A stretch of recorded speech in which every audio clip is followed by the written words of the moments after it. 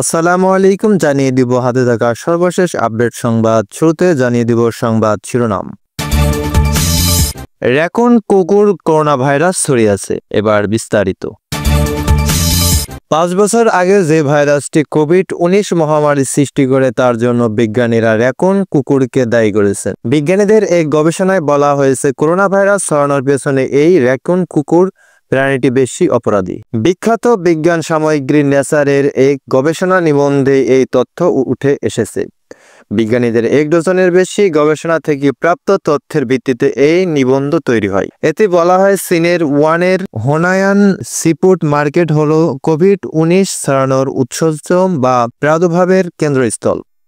এই মার্কেটে থেকে বিক্রি করা র্যাকুন কুকুর থেকে ভাইরাসটি প্রথমে মানুষের শরীরে যায়। বিবর্তনীয় জীববিজ্ঞানী ক্রিস্টিয়ান অ্যান্ডারসেন বলেন, র্যাকুন কুকুর মূলী আমরা একে বড় করে ফোকাস করছি। অস্ট্রেলিয়ার সিডনি বিশ্ববিদ্যালয়ের ভাইরালজিস্ট এডওয়ার্ড হোমসহ কিছু বিজ্ঞানী এর আগে র্যাকুন কুকুর দায়ী বলে আসছিলেন। বর্তমান গবেষণায় প্রাপ্ত তথ্যে তাদের বক্তব্য প্রমাণিত হয়েছে।